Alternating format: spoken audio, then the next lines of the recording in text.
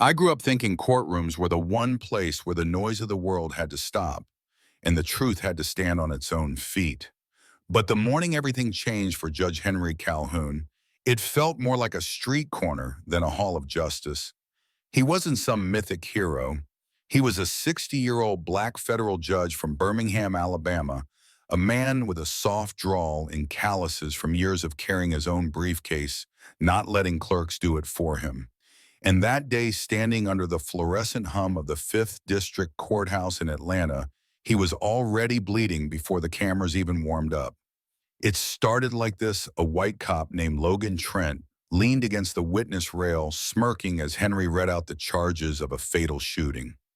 Logan had swagger tattooed into his posture badge, tilted just right, hands clasped behind his back, jaw rolling like he was chewing the judge's words and spitting them back out.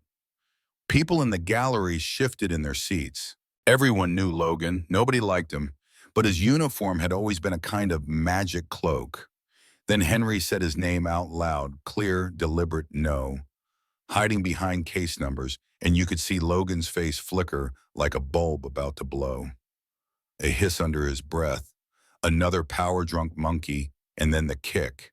Not a shove, not a stumble, a full boot into Henry's ribs, sending the old man down against the bench. The whole room gasped.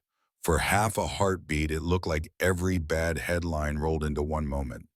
But Henry wasn't done. He pressed a hidden switch under the bench and whispered two words to nobody in particular: Omega active. The red light strobed before anyone processed what had happened. Doors slammed shut, guns on every officer's belt locked with an electronic snap, little LEDs blinking like Christmas lights gone mad. A voice from nowhere, flat mechanical, announced courtroom in federal control. Logan jerked his badge. It blinked red, pulsing. The gallery fell silent, phones lifted like periscopes, live streams blooming across social media. And Henry, bleeding but steady, stood back up, robe hanging open like a battle flag. "Sit down, Officer Trent," he said, voice low, but carrying to the back row. "You're under suspension by federal order."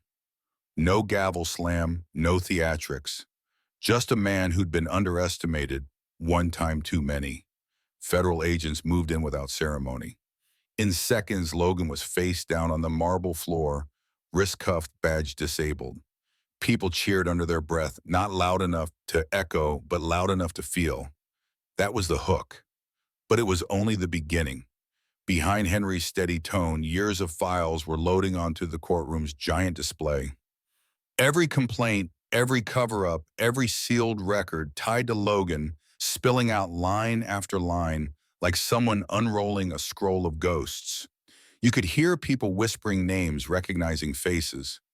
The blue wall wasn't cracking, it was shattering. By late afternoon, Henry refused to seal the data. He held a press briefing right there under the dome, saying no more burying, no more whispers. That night, his life flipped inside out. Photos of his wife walking the dog, his grandson at Little League, all dropped into an unmarked envelope, slid under his door. A message without words: stop or lose everything. Henry tore the pictures into confetti and dropped them in the trash. "Try it," he muttered. Logan's boss, Chief Daniel Briggs, walked into Henry's chambers 2 days later. Tall, clean cut, wearing a $1,000 suit that couldn't hide the cold in his eyes. "You burned the system for one bad apple," Briggs said, smiling like a cat. "And you think you've won." Henry just tapped the table with one finger. "I didn't defeat Logan. I'm dismantling every last one of you." Briggs slid an envelope across the table. Henry opened it. Offshore bank transfers, deleted logs, authorization signatures, the whole infrastructure of a secret network coded Delta. His eyes hardened. "We're done here." That night, the blackout hit the courthouse. Tear gas, screams, federal agents rushing him out the back door. Outside, sirens and helicopters carved the sky. Inside, Henry's hard drive was replicating every file to 3 different press outlets. There was no putting the genie back in the bottle. Marcus Keene arrived at Henry's apartment before dawn, a big man with soft eyes, a former Army Ranger who'd lost his teenage son to a bogus arrest. He placed a heavy pistol on Henry's kitchen table. "Justice isn't in law books," Marcus said quietly. "It's in the trigger when the law goes blind." Henry looked at the weapon, then at Marcus. "We're going to make them pay," he said, voice low, not a slogan, but a verdict. Over the next week, Henry and Marcus built an operation like something out of a Cold War novel. Unmarked vans encrypted networks veterans who'd had enough. While the city burned with staged riots and bot-fueled propaganda, Henry's team breached Delta's hidden servers. Evidence poured out videos of beatings, falsified reports, bank trails, names of every officer shielded by the system.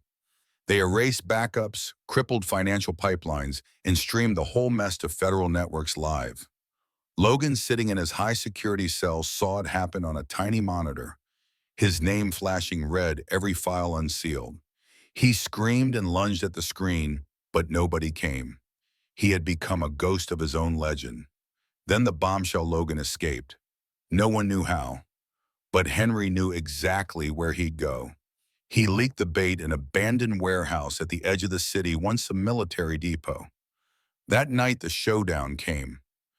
Picture it: steel doors, slamming footsteps on concrete, Marcus's squad fanning out muzzle flashes, cutting the dark. Logan in body armor, clutching an M4, roaring, "My justice is in this bullet," and firing blind into the shadows. Henry moved like someone decades younger, sliding between pillars, Glock in hand, whispering back, "My justice doesn't tremble." Each shot echoing like a drumbeat of unfinished prayers. Marcus took down one of Logan's men with a single tackle. Another veteran cut the power. The warehouse fell into strobe flashes and shadows. When Henry finally stepped into the open, it was just 6 feet between him and Logan. No speeches, no shield, just 2 men who had been circling the same wound for years. Henry raised his Glock steady at Logan's forehead. "It ends here," he said, voice ice cold. Logan's jaw clenched so hard that blood beaded at the corner of his mouth. He lowered his rifle, not out of remorse, but because he knew the story was over.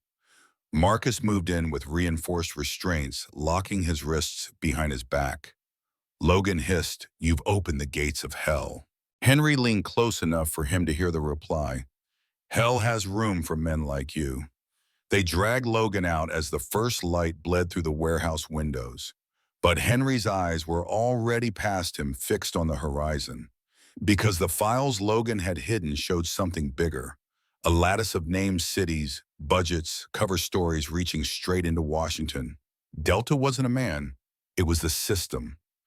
2 days later, Henry stood under studio lights at a national press conference.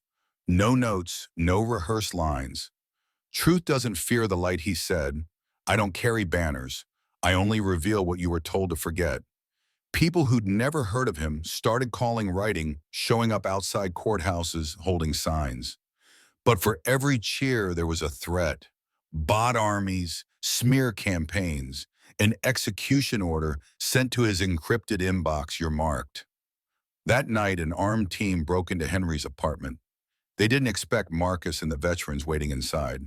3 attackers down before they hit the carpet, one taken alive wearing a Delta insignia. No more guessing. This was a sanctioned hit, not a rogue unit. And still, Henry didn't run. He walked into the Supreme Court annex at midnight, carrying a flash drive marked "Blue Wall." He opened a video, a grainy clip of a teenage boy beaten in a holding cell, eyes staring straight into the camera, unafraid, as if carving his attackers' faces into history. Henry's hands shook. This was why he'd kept going, why he'd risked his life. Because that boy never got a chance to speak. The next morning, he faced the cameras again, this time horse a bandage at his shoulder from a graze he'd picked up during a street extraction. "I didn't come here to survive," he said quietly. "I came to end this." It wasn't a threat. It was a confession. That's where we leave him, a man past retirement age who could have walked away, now staring down an entire shadow system with nothing but evidence and a stubborn pulse. Logan Trent in chains, Chief Briggs under federal indictment, but the bigger machine still humming behind the walls. Maybe you've seen something like this in your own town, A cop nobody questioned a judge. Everyone wrote off a case that vanished without explanation. Maybe you've wondered why some people keep fighting when the case is everything they have left. Henry Calhoun's story isn't tidy. It's not wrapped up with a bow. It's a cliff edge. And that's where I want to leave you standing at that edge with him. Because the question isn't whether Henry wins. It's whether anyone can. Do we really believe the law can rise above the badge? Or is that just a story we tell ourselves until somebody presses the button? Tell me in the comments what you think. Have you ever watched someone go up against a system bigger than them? Have you seen justice twisted or restored where you live? Do you think Henry went too far or not far enough? Drop your city, your state, your story because silence protects the abusers and the truth deserves a voice.